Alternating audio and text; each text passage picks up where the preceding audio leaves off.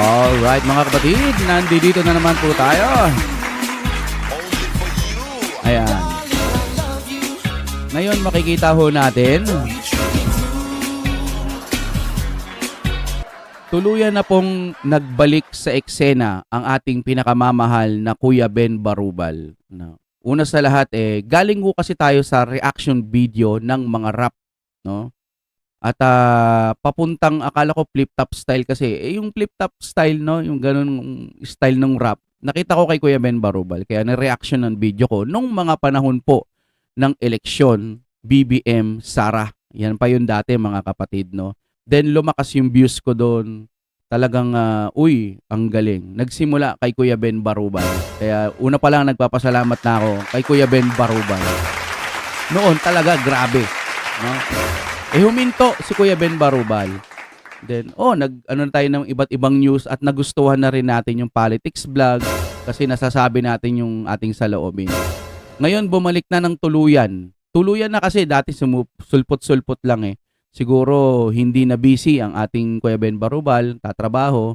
Ngayon, binibigyan niya ng panahon. Kahit siguro may trabaho siya, binibigyan niya ng panahon itong kanyang nararamdaman para sa ating Pilipinas. Malaking tulong kasi yung pagsasabi niya ng saloobin. Nagigising din yung mga kababayan ho natin.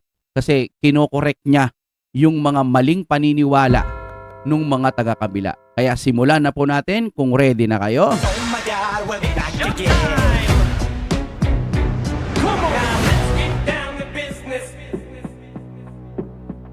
Ang reaction video na ito ay din sa inyo na. Kung gusto nyo naman ng mura na at mabilis na internet, nandito na ang Fiber ni Juan. Maaasahan, kaya tawag na. Baka meron na sa inyong lugar ang Fiber ni Juan. Okay, i-play na ho natin ito.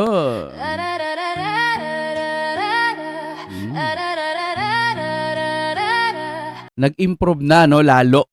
Pwede naman din yung flip-top style, pero nag-improve si Kuya Ben Barubal dito Kumbaga, ibang tunugan na yung maririnig natin. Andun pa rin yung Ben Barubal, pero mas seryoso na to, no?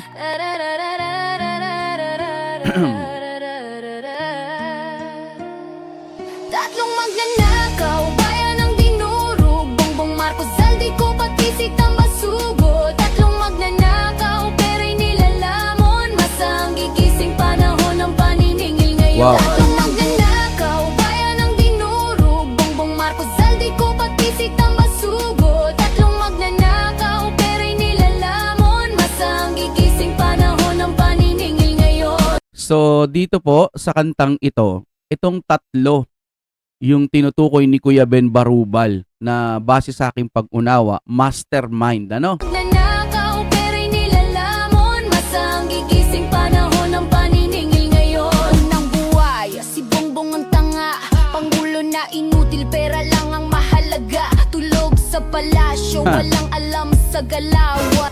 Tulog sa palasyo, walang alam sa galawan. Sa mga gustong dumiretso, nasa description niya na. Dito kasi reaction tayo, no? O kaya huwag kayong magagalit. Dito hinihimay ho natin yung mga sinasabi ni Kuya Ben Barubal. Tulog sa palasyo, totoo naman. Kasi nga po, lagi siyang hindi niya alam. Wala siyang alam. Presidente ka, kung totoong wala kang alam, ibig sabihin hindi mo nababantayan na ginugurgur na yung kaban ng bayan. Hindi ka pa bababa? Kasi kahit saan ka dun kahit may kinalaman ka o wala kang kinalaman, kung wala kang ang kinalaman, hindi mo alam? Ang ganun Hindi mo alam? Wala kang alam na ginugurgur na yung ating Pilipinas? Tignan mo yung nangyayari. Flood control, hinayaan mong naging ganun. Samantalang yung Duterte, nakita niya, itong Baika may mga blanco-blanco. Kaya paano yan? Sabi, buti pa yun concern kahit tapos na magtrabaho. Kung tutuusin, kuya-akoy na lang yun hindi na magtatrabaho yun Pero, lumaban pa rin siya sa katotohanan. Anong ginawa? Wala. Pinunta sa dahig, di ba? Yun ang masakit. Ikaw, wala ka nang ginagawa. Hindi mo pa alam. So, dapat ka ba bang presidente pag ganyan? Yun yung tanong dun Pero, marami kang mga alipores dyan na sa tingin ko mas mataas pa sa'yo. Bakit mas mataas? Parang hindi na kasi siya ang nasusunod. Diretso tayo ha.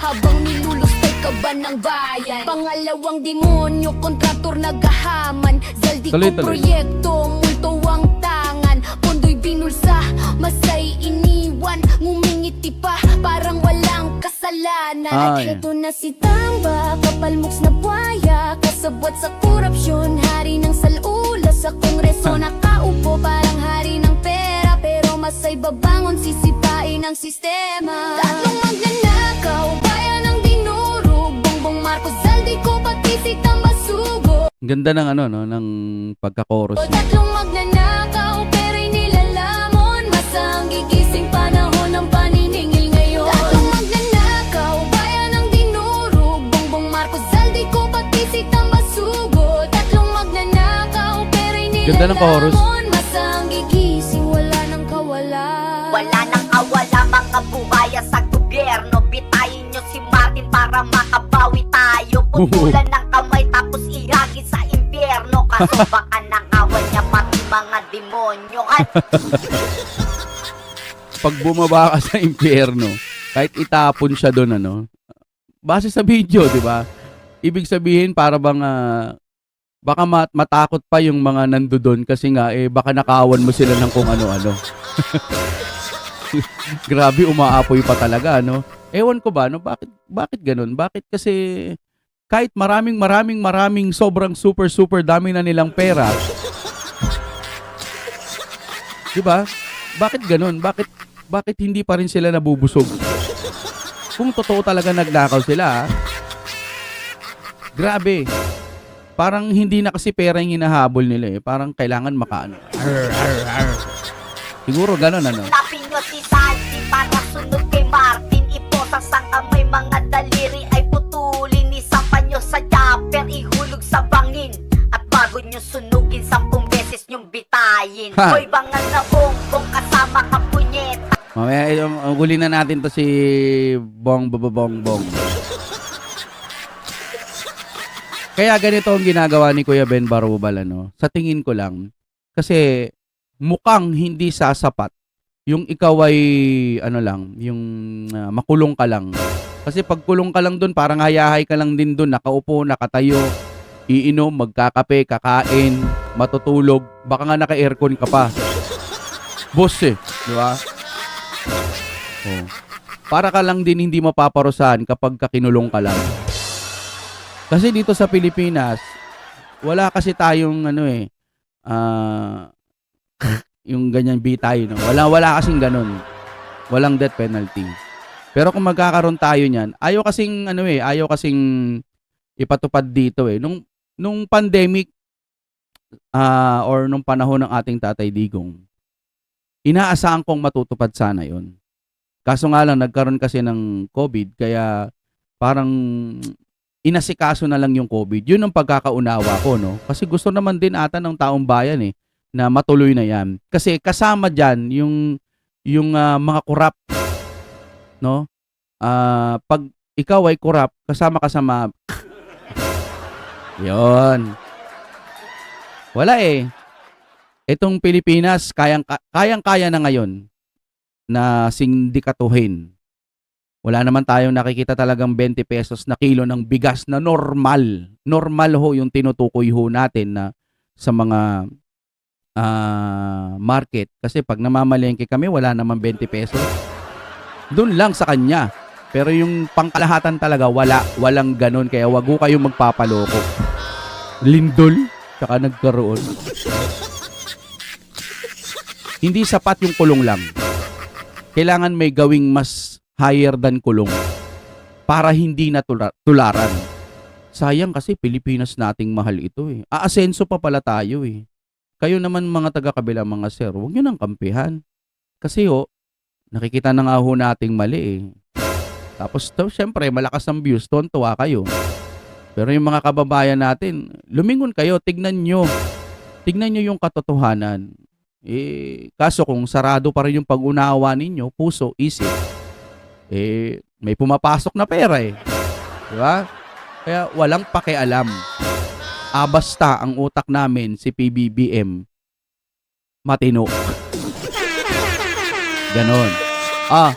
Tuloy-tuloy na ho natin, ano? Ikaw ang pinakatanga, walang kakwenta-kwenta. Dapat sa'yo bitayin, pakain sa buhaya. Lahing magnanakaw, presidente na tanga. Tatlong magnanakaw. Yung word lang na tanga, madalas ginagamit yon. Pero para sa akin, malaking meaning yon. Kasi nga, kinakain na yung kaban ng bayan, nakanganga ka pa rin, wala ka pa rin alam. Kaya tama lang yung anga, no?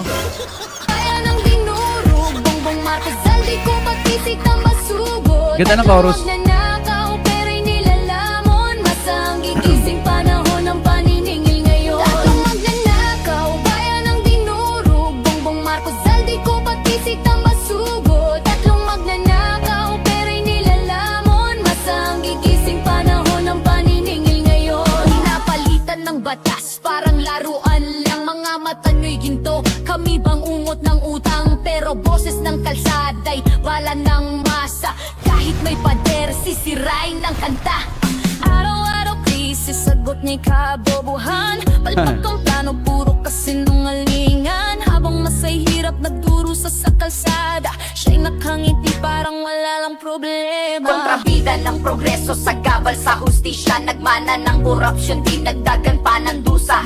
Kontrabida ng progreso sa gabal sa hustisya. Nagmana ng korupsyon, di nagdagan pa ng dusa. Tatlong magnanakaw, kaya nang dinurog, Bongbong Marcos, Zaldi ko patisik ang masugod. Tatlong magnanakaw, pera'y nilalamon. Ang ganda ng chorus talaga, mamen. Masang gigising panahon ng paniningil ngayon. Tatlong magnanakaw, kaya nang dinurog, Bongbong Marcos, Zaldi ko patisik ang masugod. Tatlong magnanakaw, pera'y nilalamon. Masang gigising panahon ng paniningil ngayon. Mga hari ng bulsa nakangiti sa kamera. Masay nilulunod sa gutom at problema. Katawan namin pagod, dugo namin binigay. Pero kaban ng bayan sa bulsa nyo'y nakalagay. Mga matay nakapikit, kami di nyo nakikita. Ngunit galit ng tao'y apoy nasisikla bigla. Hoy, kawatan maririnig, ang tinig aya'y mag-aalab.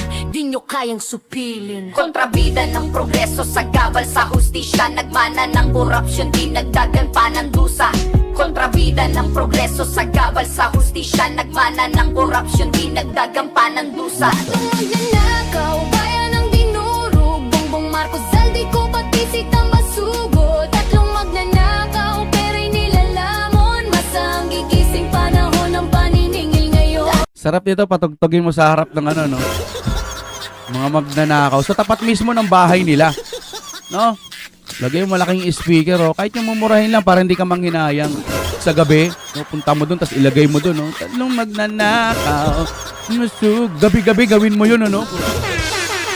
Yung mga mayayaman na matitino, suportahan yung mga nagrarally, no? Tapos gabi-gabi, kahit isang tao lang papasok lang doon, no? Tapos magpapatugtog, no? Tatlong magnanakaw.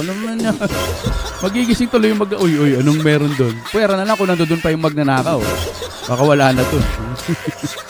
Doon sa mga bahay nila, no, i-play ng malakas. Magnanakaw, kaya nang dinurog, Bongbong Marcos, Zaldi ko patisik ang masugod. Tatlong magnanakaw, Panalo, pera'y nilalamon. Masang gigising panahon ng paniningil ngayon. Mga demonyong magnanakaw, garapal mga halimaw. Sa laulan na ganid, mga dorogong puro nakaw. Balatan ng mga loko, bitayin pa ulit-ulit. At matapos na problema at wala nang makaulit. Kung hindi nyo bibitayin, para tayong mga gago na boboto, magnanakaw, boto tas magnanakaw. Parang gagong ulit-ulit, ganun lagi ang sistema. Tama ba ko o mali ka, o si Bongbong yung may tama? Alam nyo, mga kapatid, napapansin nyo halos lahat laban sa Duterte, di ba? Karamihan yun, lahat ng mga buaya laban sa Duterte. Doon pa lang isipin nyo, Duterte lang ba ang nangungurakot? Laban sa marami. Tapos Duterte lang. So, ibig sabihin, pag napabagsak ba ang Duterte, mawawala na ang korupsyon. Ang dami nila. Laban lang sa Duterte. Kaya alam nyo, mga kababayan nating mahal, lalo na sa mga haters na nanonood pa rin sa atin, wag ho natin sayangin yung pagkakataon na may isa pang Duterte na mauupo para mabago ang Pilipinas. Hindi naman totally mababago lahat. Wala naman hong perpekto. Ibig kong sabihin, masisimulan. Nasimulan na ng unang Duterte. Nakita na ng mga tao, nalaman na ng mga kababayan ho natin, na naramdaman na, uy, eto na ang simula. Okay na. Paahon na tayo.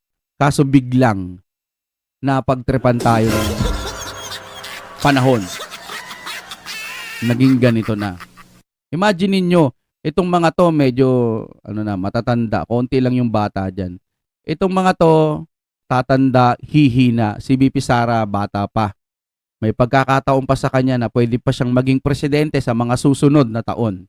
O hindi lang sa 2028. O sa iba pa. Kailan ba yon? 6 years ulit, no? Mayroon pang mga matitino na maiiwan. Pero hanggat maaari, Duterte sana ang maupo ulit. No? Para magtuloy-tuloy ho tayo. Tapos, tanggalin na lahat ng mga buaya, tanggalin. Kasi sila ho ang makakagulo dito sa Pilipinas. Lahat ng kukontra, tanggalin. Lahat ng kukontra sa Duterte, ilagay sa kulungan, ganyan. Doon na lang lahat sila. Wala, lagi lang hong manggugulo yung mga yan eh. Uulitin ko, ang laban nating ito para sa Pilipinas, hindi lang sa Duterte. Nagkataon lang na ang Duterte, nakikita ho nating tama. Sa kabila, imagine niyo ang dami-dami nila, Duterte lang ang kalaban nila. Lang. Ibig ko sabihin, isang pamilya. O kung tutuusin sa ngayon, si BP Sara lang talaga. Isa. Laban sa lahat. Hindi kayo nagtataka? Sinasabi ba natin, Duterte lang ang may sala? Yon ang mali ninyo. Magsaliksik ho kasi kayo.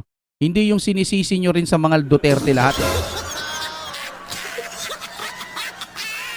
Kuya Ben Barubal, medyo na lang yung damdamin ko. Pero tuloy na natin. Kung saan-saan lang puro forma at drama, walang malasakit pati bansay pinaasa. Habang kurakot malayang kumikita, masay nagutom kailan matatama. Magnanakaw, bayan ng Chorus, no? dinurog, Bongbong Marcos, Zaldico, pati si Tambasugo. Tatlong magnanakaw, pera'y nilalamon, masang gigising panahon ng paniningil ngayon. Tatlong magnanakaw, bayan ng dinurog, Bongbong Marcos, Zaldico, pati si Tambasugo. Tatlong magnanakaw, pera'y nilalamon, masang gigising panahon ng paniningil ngayon. Bitay, bitay, ikaw ng kalsada, wakasan ng ganit, tapusin ang basura.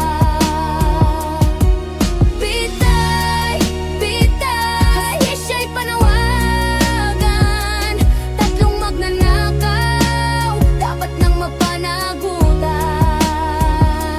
Tatlong magnanakaw, bayan ng dinurog, Bongbong Marcos, Zaldico, pati si Tambasugo. Tatlong magnanakaw, pera'y nilalamon, masang gigising panahon ng paniningil ngayon. Tatlong magnanakaw, oras nyo'y tapos na, bayan ng huusga, katapusan nyo'y silyado na. Hoy, hoy! Mga buhaya, masaang gigising, wala nang kawala.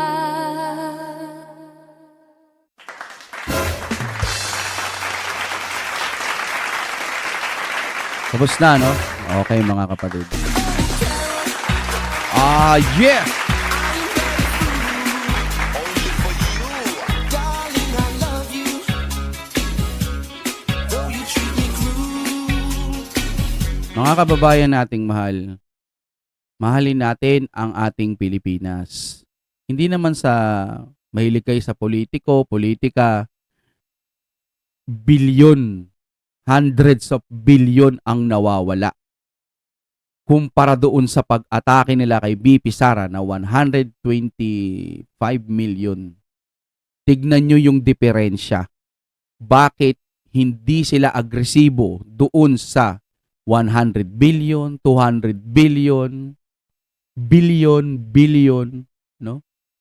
Doon sila nakafocus sa 125 million. Isipin nyo na lang yun. At kung ano-ano pang gusto nilang atake, pero pumapalya. Bakit hindi nila subukan yung mga paratang sa tatlong ito, imbestigahan naman nila? Impeachable na yun. Diba? Ang dami na, tinuturo na. Pero yung tinuturo, ayaw nilang imbestigahan. Yung nagtuturo, gusto nilang imbestigahan. Magising ho tayo. Wag ho tayong, hindi. Basta kami, BBM pa rin. Hindi. BBM pa rin kami. Mura bigas, natupad na eh. Tumutulong nga kayo sa mga mahirap eh. Si BP Sara, nandudun lang yan. Nagpalis-alis lang ng bansa yan eh. Di ba?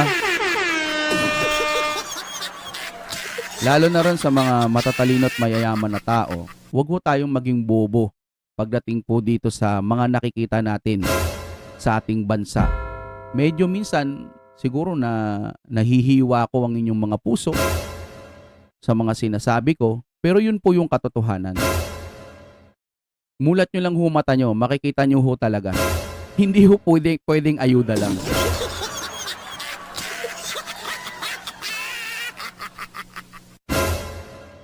Sayang ang Pilipinas. Mayaman pala tayo, pero wala. Ginaganito lang ho tayo. Oh my God, we'll be back again.